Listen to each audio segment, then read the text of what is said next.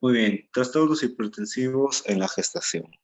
La preeclampsia es un problema de salud pública mundial, considerado como problema de salud pública mundial. La prevalencia que va a tener es de 1,8 hasta 16,7%. Eso a nivel mundial. Según la Organización Mundial de la Salud, viene a ser la preeclampsia. ¿Ya? La preeclampsia viene a ser la segunda causa de muerte materna. La segunda causa de muerte materna en el mundo. ¿Cuánto es? Porcentaje del 14%. Y en el Perú viene a ser la segunda causa también, viene a ser la segunda causa de muerte materna y se asocia a diversos factores, muchos factores y que eso pues va a significar muchos retos para la prevención y para el tratamiento. Un dato presente a tener en cuenta, una nota, que en el primer semestre del 2018 y 2019 pasó a ser la primera causa. Primer semestre de 2018 y el primer semestre de 2019. También sabemos que en el Perú es la segunda causa de muerte materna, pero en ese tiempo pasó a ser la primera causa de muerte materna, con un porcentaje del 28,7%.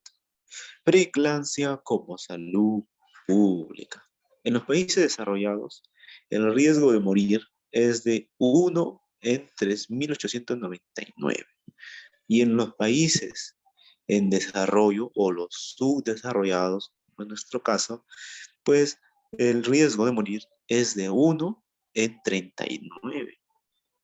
Es mayor el riesgo. Hay un incremento de preeclampsia en países desarrollados, es el caso como Estados Unidos y Canadá, se ha visto un incremento. La Organización Mundial de la Salud también nos dice que cada día mueren 830 mujeres por causas que son prevenibles, ¿ah? Causas prevenibles relacionadas con el embarazo, el parto y el puerperio. Preeclampsia. Retos en la prevención de la preeclampsia. Bien, en el caso de los retos tenemos los problemas de salud pública, que este problema de salud pública implica pues políticas de Estado, ¿no? Las leyes. También debe manejarse un solo protocolo para la detección y prevención, ¿ya? Se debe manejar un solo protocolo para la detención y prevención. También pues hay estudios de ecografía Doppler sobre la arteria uterina en el segundo trimestre, ¿ya? En el segundo trimestre vamos a ver los estudios de el Doppler, el estudio mediante Doppler de la arteria uterina. Y también en la prevención, otro reto es el uso de la aspirina como prevención. Bien, para la promoción de la salud es muy importante tener una nutrición adecuada, también los ejercicios físicos, evitar obesidad, mejorar el ingreso familiar, fomentar la salud mental, fomentar la cultura de paz. A su vez, el control médico regular, el control de la presión arterial, que es difícil en algunas áreas. Ese control es difícil en algunas áreas, en la pobreza, debido a la distancia, debido a los servicios inadecuados, debido a algunas prácticas culturales también. La planificación familiar, en planificación familiar, pues hay que evitar el embarazo no deseado y también evitar embarazos en adolescentes. A su vez, el aborto, ¿no? Un aborto espontáneo, seguro, y también el cuidado post-aborto. Entonces, ¿qué es hipertensión arterial en la gestación? ¿Qué condiciones debemos tener en cuenta? Esas preguntas van a ser resueltas a continuación. Primero que nada, la hipertensión arterial durante el embarazo puede ser definida como una presión absoluta, ¿ya? Y pues vamos a ver que la elevación de la presión arterial, en este caso en el segundo trimestre, donde se realiza, ¿no? El reto en prevención era el estudio mediante Doppler de la arteria uterina.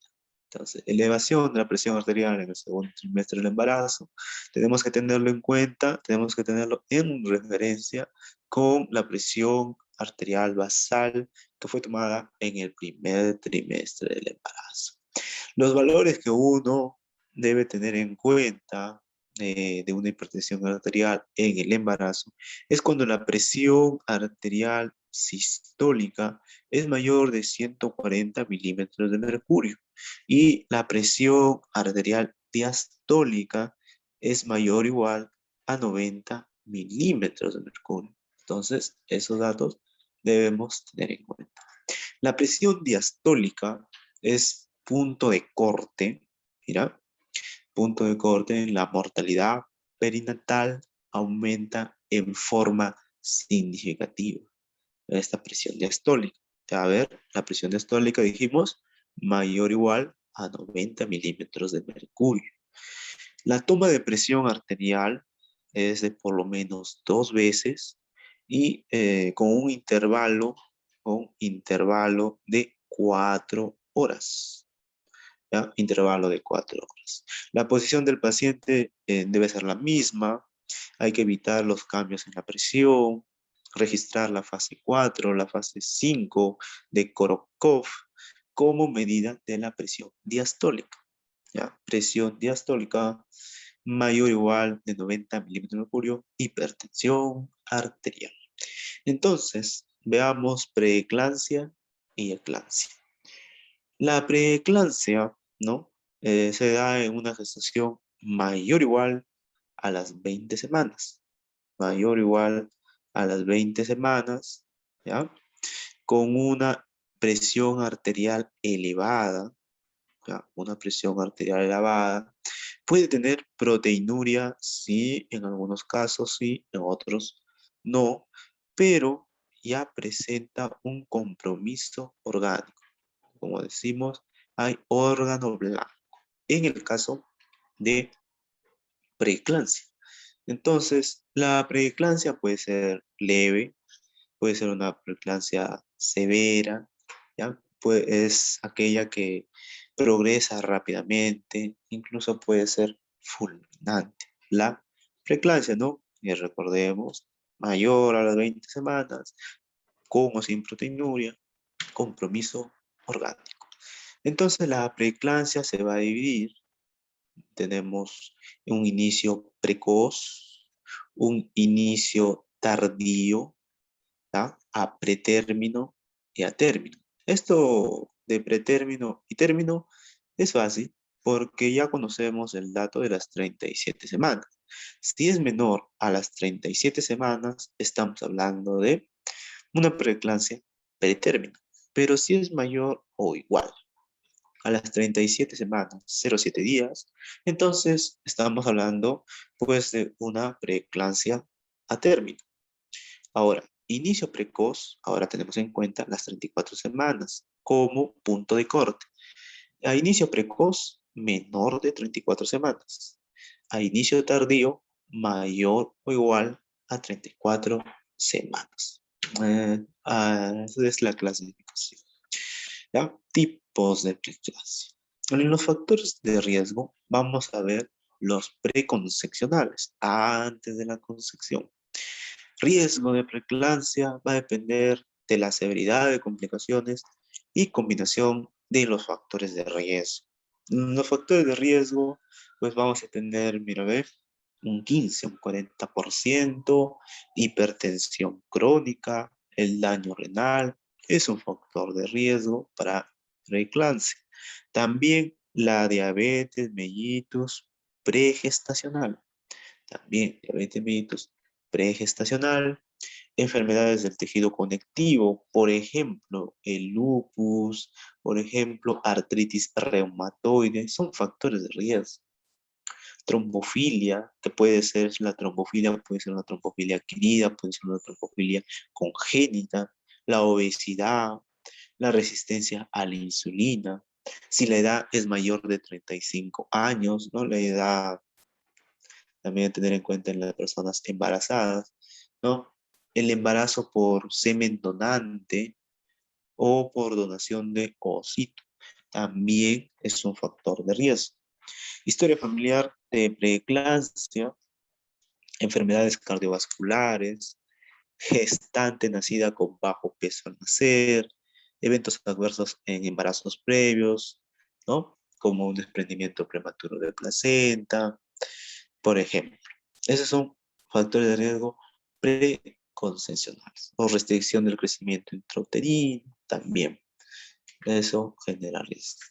Los factores de riesgo debemos tener en cuenta el aumento en los anticuerpos antifosfolipídicos, que este aumento de los anticuerpos antifosfolipídicos representa un riesgo de 9.72%, 9.72%, lo cual indica el desarrollo de preeclampsia.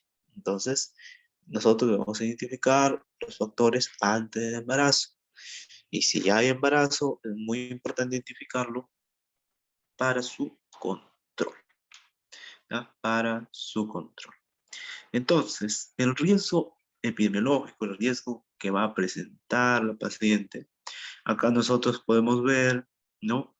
Mayor a 37 semanas, entre las 34 y 37 semanas, ¿no? Entre las 28 a 34 a 28 semanas. Si es menor a las 28 semanas, el riesgo aumenta. Mientras más temprano ocurra es la preeclampsia, el riesgo aumenta, ¿no? El riesgo aumenta. Hay un índice mayor de complicaciones maternas y fetales. Y acá nosotros vemos las 34 semanas, ¿no? Digamos, si es de un inicio precoz, menor a 34 semanas. Si es de un inicio tardío, mayor o igual 34 semanas. A pretérmino, menor a 37 semanas. A término, mayor de las 37 semanas. El Doppler, ¿no? El Doppler nosotros veíamos en el reto de prevención, el Doppler, ¿ya? La arteria uterina en el segundo trimestre, ¿no? Entonces, nosotros vamos a evidenciar que el 90% de la preeclampsia podemos ubicarlo menor a las 34 semanas. Menor a las 34 semanas. ¿Ya? Puede haber una restricción en el crecimiento también, que es menor a las 34 semanas, ¿ya? Menor a las 34 semanas. Entonces, ahí podemos nosotros evidenciar en esta ecografía Doppler de las arterias uterinas que se realiza, ¿no? En el segundo trimestre, pues podemos identificar que no hay dilatación de las arterias espirales y no pérdida de su capacidad vasoactiva. ¿No? Tener en cuenta, mira, en esta depresión que se está presentando, lo cual no es normal esa depresión que se presenta al realizar la ecografía. Una preeclampsia severa es aquella preeclampsia que es menor de las 34 semanas. ¿Ya? Para ello, en esta preeclampsia severa, menor a las 34 semanas, es muy importante admitir a un hospital terciario que tenga todos los medios necesarios para enfrentar esta preeclampsia. Monitoreo diario tanto de la madre como del feto. También el uso de los antihipertensivos. Las pruebas de laboratorio tienen que ser de manera diaria y interrumpir el embarazo, ¿no? Por cambio materno o por cambio fetal. Una preeclampsia severa que es menor de las 34 semanas.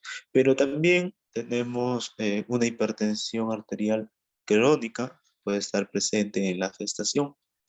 Y la hipertensión está presente antes, durante y después del parto. Es una hipertensión arterial crónica. Es decir, la hipertensión que se va a diagnosticar desde el comienzo del embarazo y que persiste, ¿ya? Y que va a persistir esta hipertensión más allá del día 42, posterior al parto, ¿no?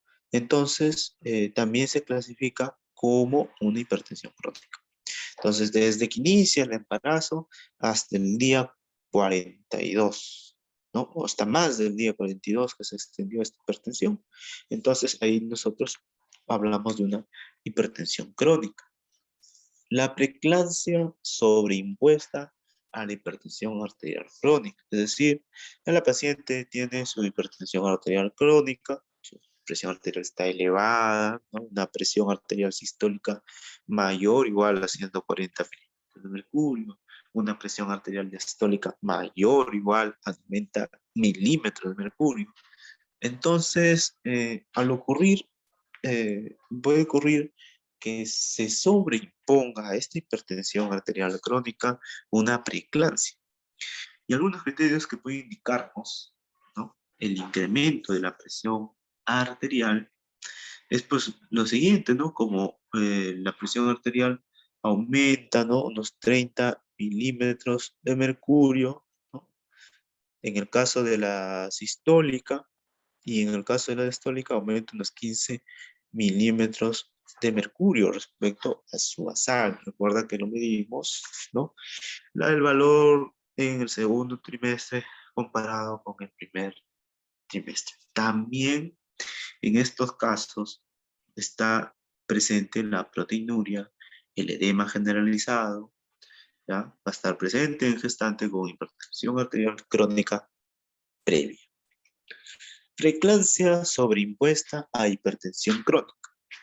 La medicación antihipertensiva que está usando, ¿no?, porque tiene hipertensión crónica, entonces esa medicación que está utilizando puede enmascarar ascensos de mi presión arterial, ¿no?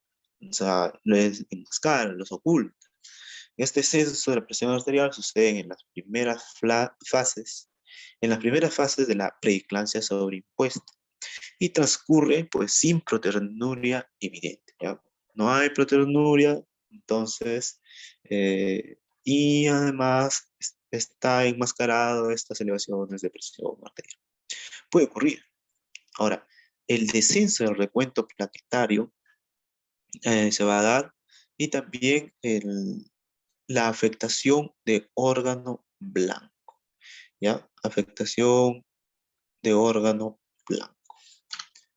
Preeclampsia con criterios de severidad, ¿ya? Entonces, preeclampsia, los criterios de severidad a tener en cuenta. Mi presión, en el caso de preeclampsia, la presión arterial sistólica mayor de 160, la presión arterial diastólica mayor de 110 milímetros de mercurio, con la presencia, pues, ya hay daño de órgano blanco, por ejemplo, disfunción hepática, disfunción renal, disfunción hemática, convulsiones generalizadas, coma, debido a vasoespasmo cerebral con isquemia local. También encefalopatía hipertensiva, edema vasógeno y daño endotelial, ¿no? Entonces, todo ello son criterios de severidad.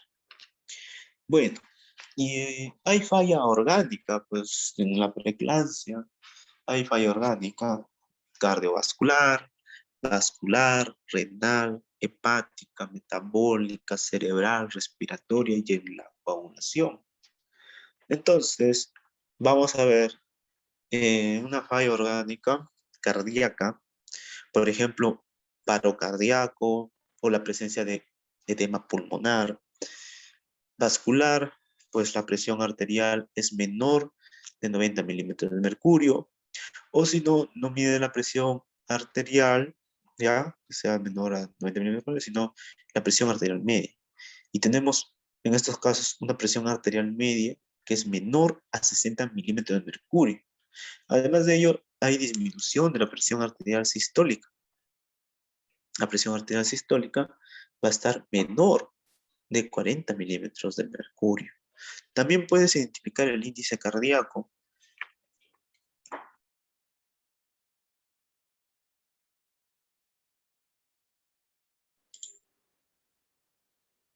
Ese índice cardíaco es mayor de 3,5 litros por minuto por cada metro cuadrado.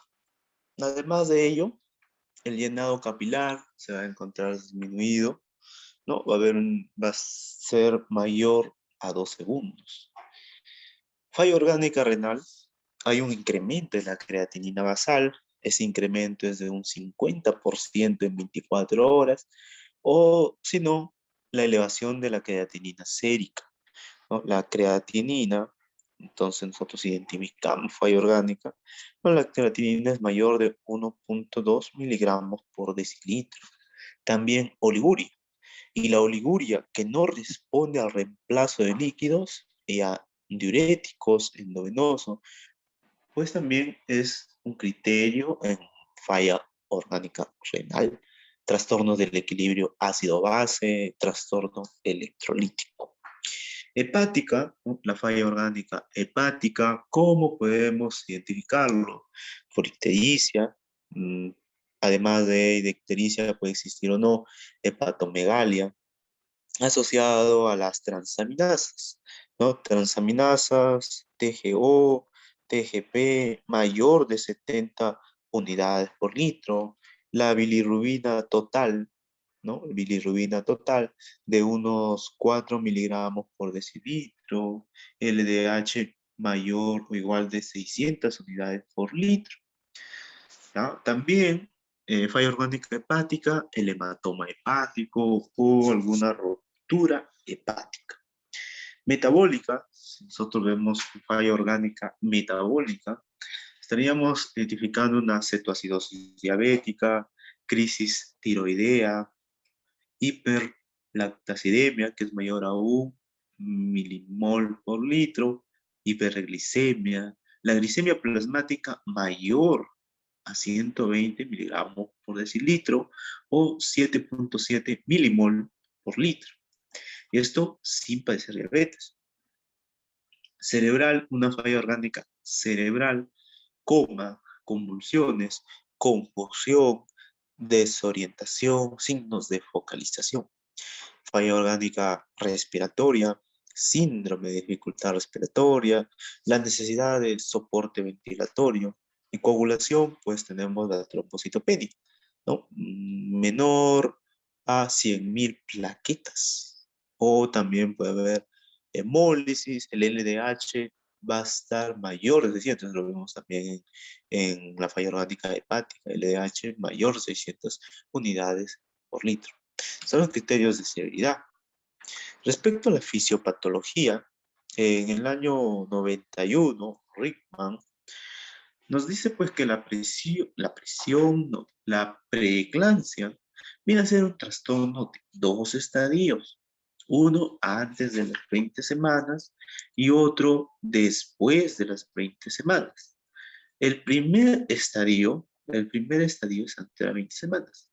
El segundo estadio es mayor a las 20 semanas. Antes de las 20 semanas va a haber una perfusión disminuida en el espacio intervelloso por invasión inadecuada de trofoblastos. O sea, los trofoblastos van a invadir de manera inadecuada las arterias espiraladas, arterias que vimos en el Doppler, ¿recuerda? Vimos en el Doppler, en una invasión inadecuada. En el segundo estadio, es decir, ya mayor a las 20 semanas, el endotelio se va a ver alterado. Va a haber una disfunción endotelial y enfermedad sistémica con aumento de factores antiangiogénicos, ¿ya? Entonces, aumentan los factores antiangiogénicos. La fisiopatología. Como vimos en la primera etapa, que es una etapa menor a las 20 semanas, va a haber hipoperfusión, va a haber hipoxia placentaria, ¿no? Va a haber ello, va a haber una trombosis e infarto en las vellosidades, y lo cual pues va a generar una inflamación generalizada y va a generar que el endotelio se active. Ya en la segunda etapa, mayor a las 20 semanas, vamos a ver eh, ya la parte clínica, el diagnóstico clínico, y aquí vamos a encontrar pues vasoconstricción, ¿ya? Hay una lesión, una disfunción endotelial. También va a haber un aumento pues, de algunos factores antiangiogénicos. En la segunda etapa va a haber una activación de la cascada de coagulación, se va a reducir el volumen plasmático y vasoconstricción. Como nota, la isquemia placentaria se considera como el factor fisiopatológico inicial clave. ¿Ya? La isquemia placentaria es el factor fisiopatológico inicial clave. Bien, entonces, ¿qué es la preeclampsia? ¿No? Patología que era la preeclampsia, ¿no? La preeclampsia era mayor de 20 semanas, como simplemente hay compromiso orgánico. Viene a ser, fisiopatológicamente hablando, un síndrome heterogéneo muy variable y cuya etiología pues, es una etiología desconocida, ¿no? Entonces, acá tenemos precoz, la preeclampsia precoz y la preeclampsia peritérmino.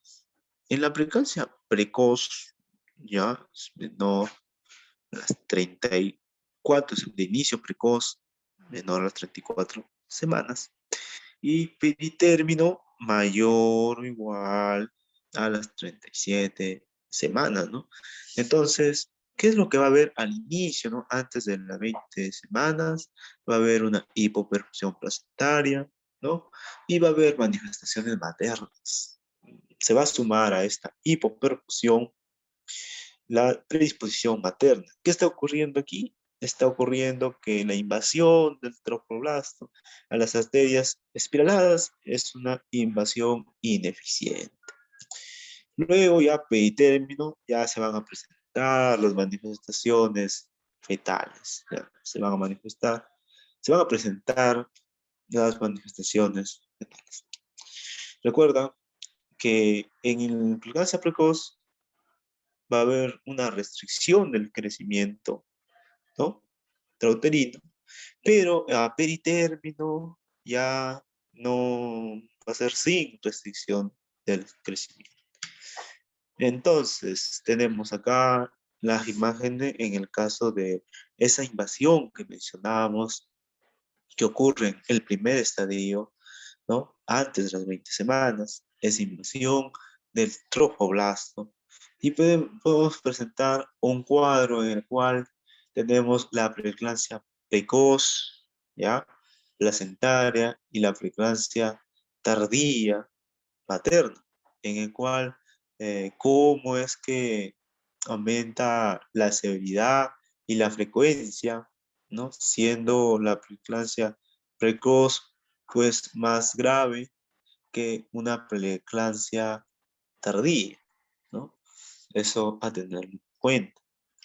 Macroscópicamente, vascularmente, histológicamente hablando, podemos evidenciar y observar la placenta, la cual lo normal es la placenta grande, ¿no? No pequeña como se está observando, que tenga una buena vasculatura y que no se formen esos trombos que se pueden observar ahí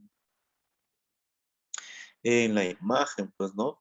Esto debido a ese fenómeno que está ocurriendo, como es disminución de la perfusión, que los trofoblastos pues, prácticamente están invadiendo de una manera errónea las arterias espirales.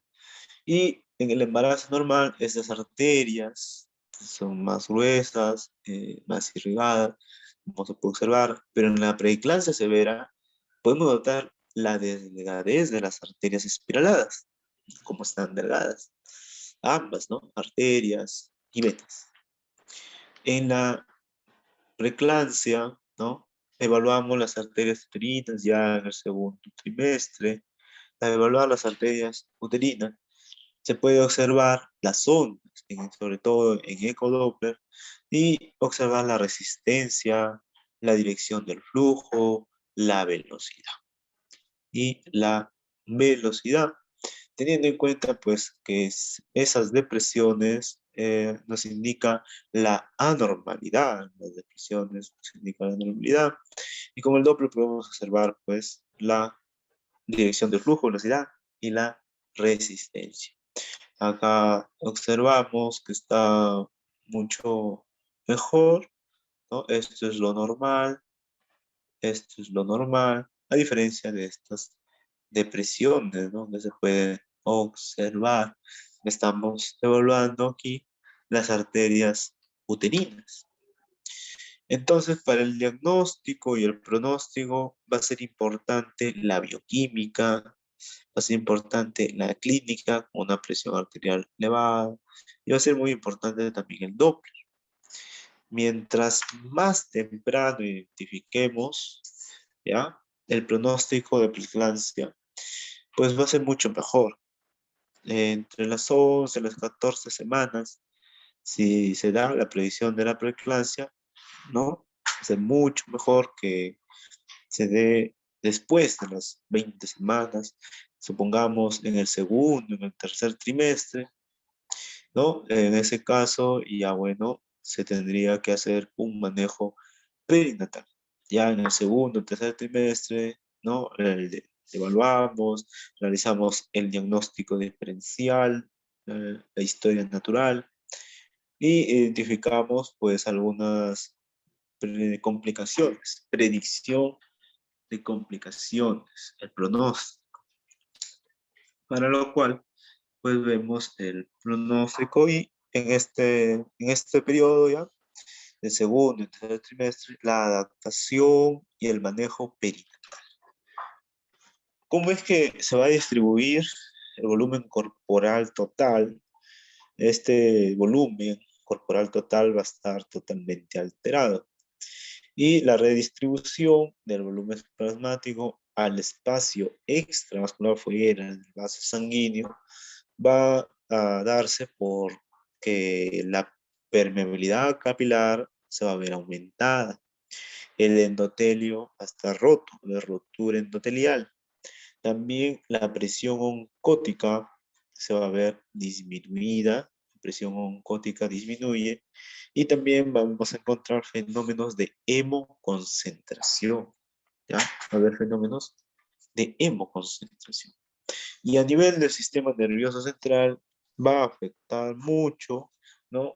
Vamos a tener cefalea, vértigos, somnolencia, acúfenos, alteraciones visuales, desorientación, vómitos de origen central, hiperreflexia, hiperirritabilidad por vasoespasmo, también trombosis de la microcirculación cerebral, hemorragias cerebrales, convulsiones por hipoxia, esto debido a la vasoconstricción, y también coma.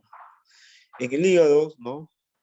Órgano blanco, en el hígado vamos a ver la presencia del dolor abdominal, edema hepático, hemorragia periportal, hematoma subcapsular, la ruptura hepática espontánea, la elevación de enzimas hepáticas también, ¿no? Va a haber una disfunción hepática.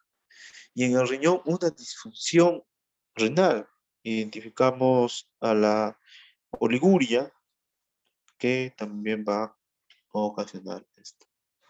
Hematológicamente hablando, va a presentarse trombocitopenia, alteración cualitativa de las plaquetas, fibrinólisis, trombosis locales, y estas trombosis son más comunes en la placenta, más comunes también en los riñones. Va a ser más común. En la placenta y el feto puede haber un desprendimiento prematuro de la placenta, también la coagulación intravascular diseminada, sufrimiento fetal agudo, el crecimiento se va a ver retardado, prematuridad y óbito fetal. Para los exámenes auxiliares que uno debe solicitar desde la evaluación inicial, viene a ser el hemograma, la hemoglobina, el grupo sanguíneo y el factor RH, también el tiempo de protrombina, el tiempo parcial de tromboplastina, fibrinógeno, plaquetas, también las transaminasas como la TGO, la transaminasa glutámico o oxalacética, la TGP, que es la transaminasa glutámico pirúvica, y bilirrubinas, bilirrubina total, bilirrubina fraccionada, ¿no? La glucosa también es otro examen que se va a solicitar, el examen de urea y el examen de creatinina. Y como proteínas, las proteínas totales y las proteínas fraccionadas. El examen completo de orina, pues vamos a tener la proteinuria cualitativa con ácido sulfalacílico. También hay imágenes a solicitar en el primer día, como la radiografía de tórax, ecografía abdominopélvica y también evaluación hepática.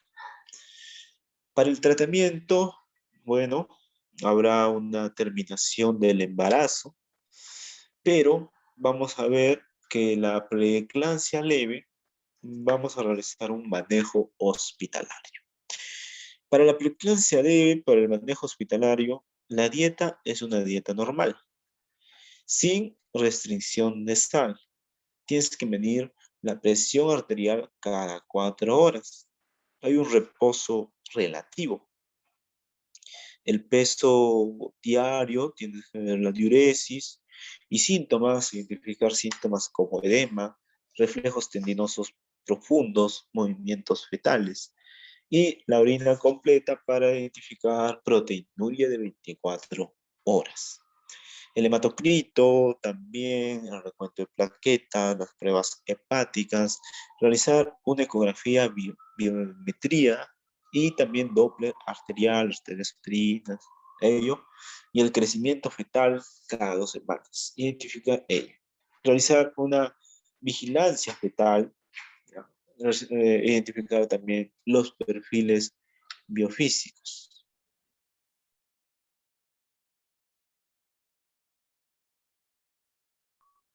El manejo Doppler en preeclampsia, vamos a ver que la velocimetría Doppler de arteria umbilical, arteria uterina, es valiosa por su alto valor predictivo. Tiene una recomendación B, ¿ya? El Doppler es muy importante por su beneficio en el estudio de la preeclampsia. Es muy importante el estudio de la preeclampsia. Más no para muchos casos de embarazo de riesgo alto, ¿no? Una restricción del crecimiento intrauterino tipo asimétrico en el 30% de las preeclampsias. También el líquido disminuido en el caso de una insuficiencia placentaria. También hay recomendación a nivel 1. Las arterias uterinas, pues nosotros vamos a realizar el examen Doppler. Para ello, en pacientes con riesgo, van a mostrar persistencia de incisiones protodiastólica después de las 23 semanas.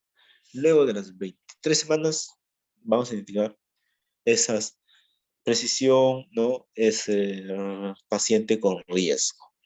También, mediante el Doppler de la arteria uterina, va a permitir identificar una alta resistencia a la circulación placentaria que viene a ser resultado de la deficiente invasión vascular por el trofoblasto a las arterias espiraladas.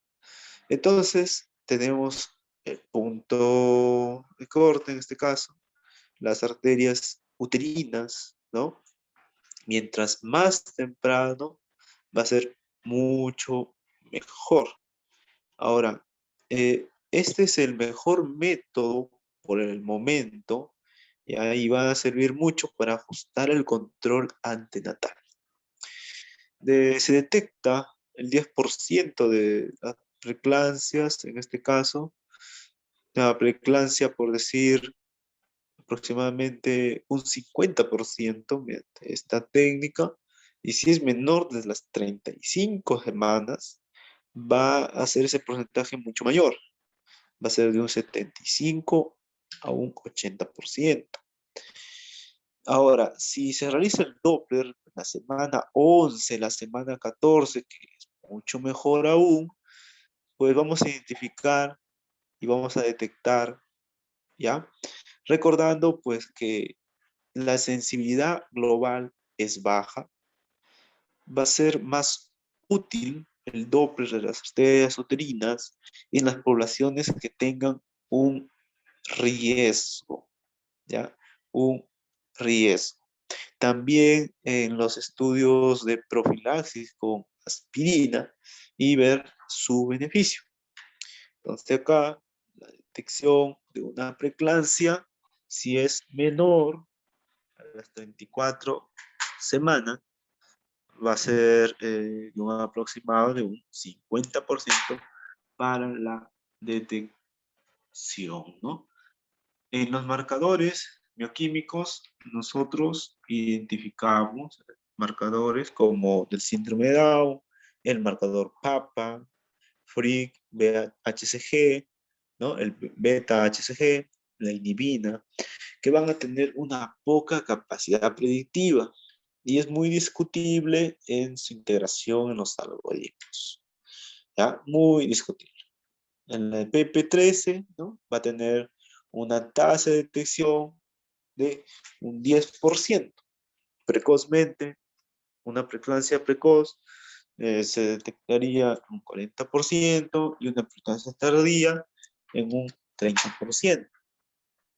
Ese es en el caso de los marcadores bioquímicos. Su tasa de detección, ¿no? Del 10%. Y recordando, pues, que en el segundo estadio, ¿no? Donde prácticamente había disfunción endotelial y aumentaban los factores antiangiogénicos. Entonces, se trata de identificar estos factores angiogénicos para una preeclampsia precoz, que nos va a dar una frecuencia del 40%, pero si estos factores angiogénicos tú le sumas el PP13, te va a dar una preeclampsia precoz de aproximadamente un 50%. Y para la detección, pues vamos a tener que va a ser mucho más eh, frecuente y mucho mejor, con un 90% que lo respalda, una preeclampsia precoz ante un 60% de una preeclampsia tardía. Lo que primero se realizaría es el manejo expectante, para luego del manejo expectante ver la necesidad de terminar o no la gestación y identificar si es que se termina la gestación en 24 horas.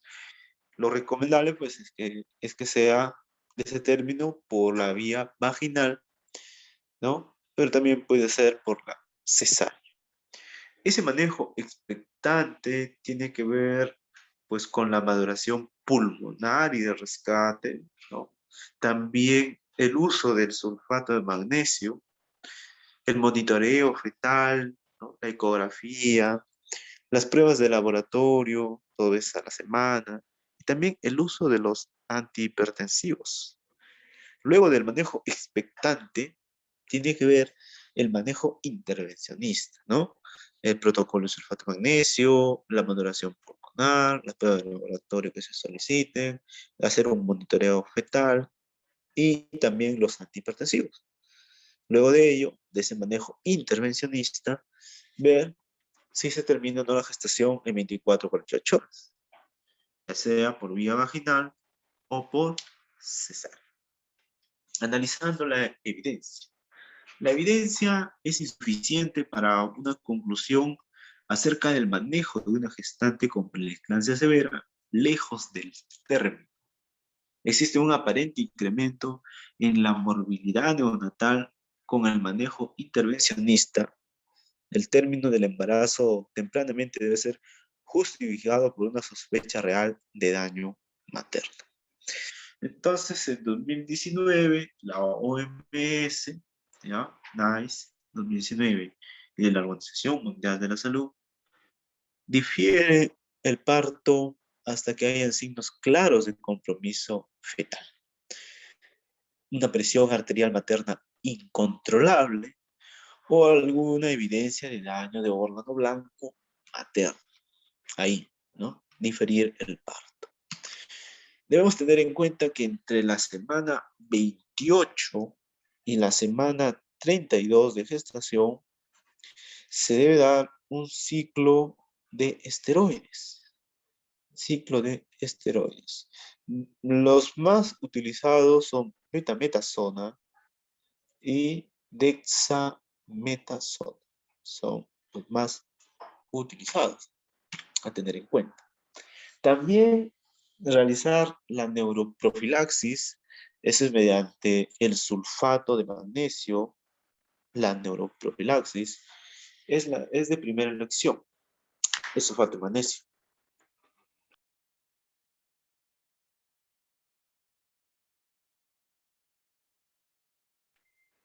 Y te reduce la recurrencia de las convulsiones, ¿ya? Sulfato de magnesio. Entonces vas a tener tú una dosis de impregnación del sulfato de magnesio, que esa dosis es de 4 a 6 gramos en 100 mililitros. En 100 mililitros de solución glucosada al 5%. La vía es una vía endovenosa en la cual vas a pasar en 20 a 30 minutos. Y luego de la dosis de impregnación de 4 a 6 gramos, viene la dosis de mantenimiento, que es de 1 a 2 gramos por hora.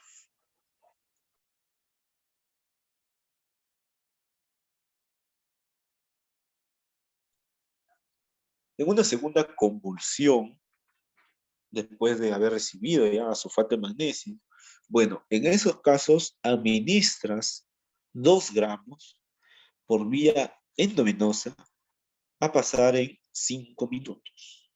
Eso luego de una segunda convulsión. Tener en cuenta también que el sulfato de magnesio tiene efectos adversos, como rubor, náusea, cefalea, somnolencia, nistagmus, retención urinaria, hipotermia y visión borrosa. Para el tratamiento con el sulfato de magnesio, bien, el sulfato de magnesio es un anticonvulsivante y vasodilatador. A nivel periférico, lo que va a hacer es bloquear la transmisión neuromuscular y disminuir la liberación de acetilcolina. Además de ello, se elimina por vía renal, ¿no? Monitorear diuresis y monitorear también el paro cardiorrespiratorio que pueda presentar. El sulfato de magnesio, en un estudio, concluye que mediante el sulfato de magnesio se va a reducir el riesgo de eclampsia en las mujeres con preeclampsia, ¿no? Eso tenerlo en cuenta. Con sulfato de magnesio reduces el riesgo de eclampsia en las mujeres con preeclampsia. Y aquí vienen los antihipertensivos. Los antihipertensivos, pues bien, tenemos los inhibidores del sistema nervioso simpático como metildopa. Metildopa va a hacer su uso antes, durante y después del parto. Ahí lo vas a usar. La dosis a administrar es de 0.5 a 3 gramos por día, mediante vía oral. El metildopa, la metildopa viene a ser un agonista alfa-adrenérgico central, que lo que va a hacer es disminuir la resistencia periférica. Y es seguro en la lactancia. Durante la lactancia se puede tomar metildopa. La recomendación es 1A. Líneas de tratamiento. Bien, podemos usar hidralazina. Hidralazina es un vasodilatador arteriolar periférico que se inicia su acción a los 10 a los 20 minutos. Y la dosis de hidralazina Es una dosis de 5 a 10 miligramos cada 15 a 20 minutos, cuya dosis total va a ser unos 30 miligramos. Esa dosis va a ser por vía oral, intramuscular o endovenoso. Tener en cuenta que la hidralazina va a presentar unos efectos adversos maternos mayor al 50% y unos efectos adversos fetales también. En los efectos adversos maternos va a haber taquicardia refleja, cefalea, mareos, rubor facial, ansiedad, tremor, palpitaciones, vómito y epigastralgia. También una hipotensión excesiva o hiperactivación simpática. Y dentro de los efectos adversos fetales, una trombocitopenia y síndrome parecido al lupus eritematoso sistémico. ¿Ya? Un trazado cardíaco con alteraciones. Bien, ese es en líneas de tratamiento. Nifedipino. El nifedipino bloqueador es un bloqueador de los canales de calcio, es un vasodilatador y también tocolítico, ¿no? Vasodilatador tocolítico. El sulfato de magnesio con el fedipino potencia su efecto y puede causar hipotensión brusca e intensa. Nifedipino, sulfato de magnesio, ¿no? Efecta, aumenta ese efecto. El nifedipino, la dosis inicial es de 10 miligramos, dosis inicial. 10 miligramos y 10 a 20 miligramos cada 4 a 6 horas, eso en función de la respuesta. También el nifedipino parece revertir la trombocitopenia que es causada por la preeclampsia. Es la recomendación 1. Los vasodilatadores y los IECA, los inhibidores de la enzima convertidora de angiotensina, van a estar contraindicados en los trimestres 2 y 3 del embarazo, contraindicados por fetopatía, ¿ya? Fetopatía. ¿Qué es lo que hacen los IECAs? Disminuyen la perfusión renal fetal en el primer trimestre. Entonces, en el primer trimestre, al disminuir la perfusión renal fetal, ocasiona pues malformaciones cardiovasculares y el sistema nervioso central. También va a haber ahí una alteración. Y también se puede usar en el puerperio, ¿ya? Se puede usar en el puerperio. Hidratación, bueno, hay hipovolemia, hay una tendencia a oliguria por falta de fluidos. Expandir el intravascular con solución salina de 50 a 60 gotas por minuto, el primer litro, y en caso de que persista la oliguria, entonces ahí iniciar coloides. Iniciar coloides, unos 500 mililitros a goteo rápido y seguido pues de furosemida, unos 10 miligramos endovenoso. A su vez, administras 3 litros de cristaloides en las primeras 24 horas. El manejo hídrico en las primeras 24 a 72 horas. Para ello, ves el déficit de volumen, ¿no? Si es de 60 kilogramos, unos 3 litros. La reposición de volumen será unos 3 litros. La solución, los cristaloides en emergencia, eh, mediante el tiempo de 1 a 3 horas para el manejo hídrico. Como bien mencionabas, el ácido acetilsalicílico induce a inhibición a largo plazo de la ciclooxigenasa planetaria. Y también esta aspirina inhibe a largo plazo la producción de tromboxano. De esta manera se genera una relación prostaciclinas-tromboxano similar al embarazo normal. La aspirina va a bloquear la respuesta aumentada a la angiotensina 2 y la aspirina, su dosis va a ser de 150 miligramos por día, pero estos 150 miligramos por día es antes de las 16 semanas. Hay una revisión sistemática de la aspirina, ¿no? De 12.000 mujeres que tenían factores de riesgo. y demostró disminuir la preeclampsia. Disminuyó tres cosas. El riesgo de preeclampsia materna, disminuyó la muerte perinatal y el parto pretérmino. Eso es un estudio del grupo Crochan. Vio una reducción significativa en las tasas de preeclampsia, en el parto pretérmino y también en la muerte perinatal. Y también en los niños, disminución de los niños con bajo peso. También tenemos un metaanálisis que en un metaanálisis de pacientes individuales se realizó pues la disminución significativa de incidencia de preeclampsia, la aspirina.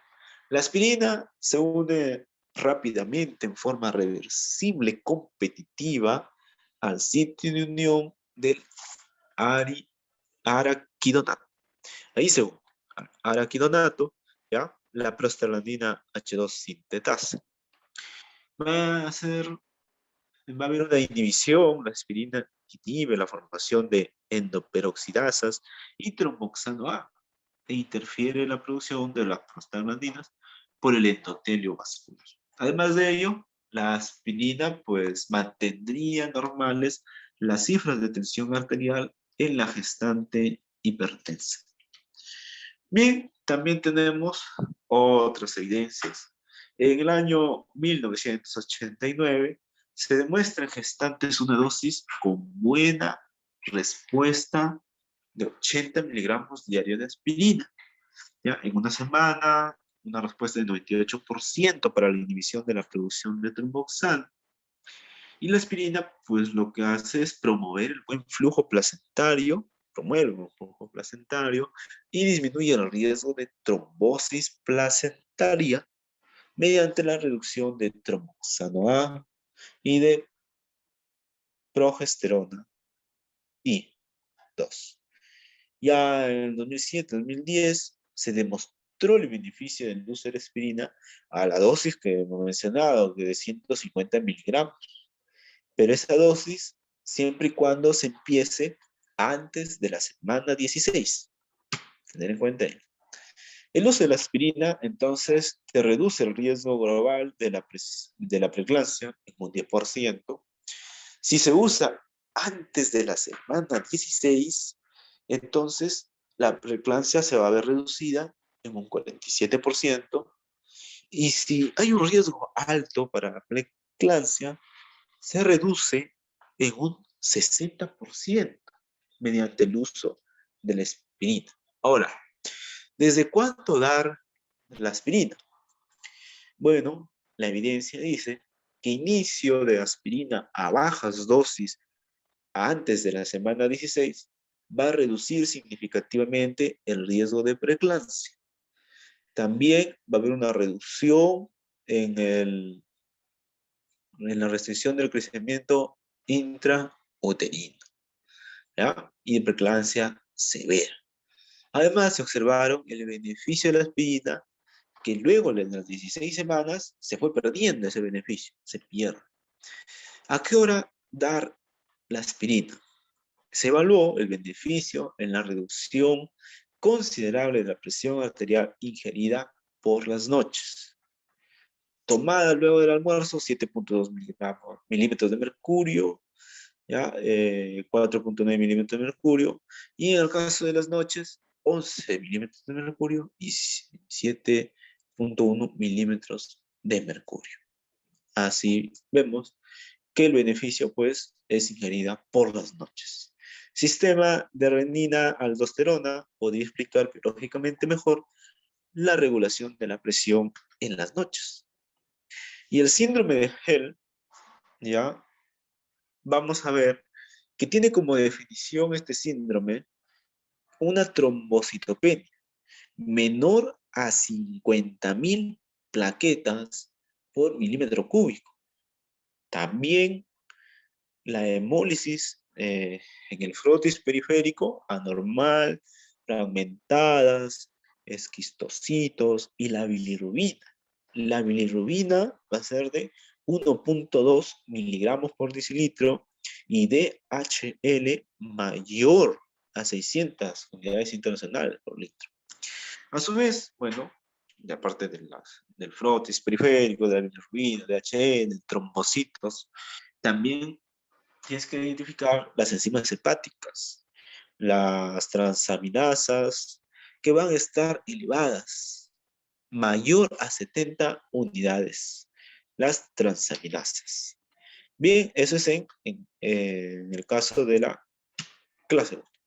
En clase 2, las transaminasas, bueno, están elevadas también, mismo 70, DHL 600, en clase 3 igual, el DHL, las transaminasas ya se indica mayor a 40, pero las plaquetas cambian.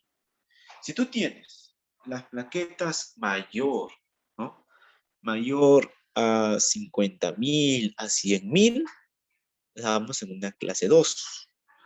Si las plaquetas son mayor de 100.000 y mayor aún de 150.000, ya estaríamos en una clase 3. El síndrome GEL, la evidencia dice que si se requiere una cesárea, eh, bueno, si se requiere una cesárea, se prefiere en una incisión vertical antes que la de Fanstein, ¿no? La incisión debe ser vertical porque va a conllevar menos dehiscencias, ¿no? Menos infecciones también. Ahora, casi todas las pacientes con el síndrome GER, que son tratadas conservadoramente, requieren parir entre 1 y 10 días después de su ingreso. O sea, eso es algo que sucede en casi todas las pacientes. Los suplementos de calcio se van a dar con una dosis de 1.5 a 2 gramos por día, suplemento de calcio. En una población grande no demostró beneficio en la incidencia de preeclampsia. Esto no demostró ningún beneficio en la incidencia de preeclampsia. Y es por ello que suplemento de calcio no se recomienda su uso. Muy bien, gracias.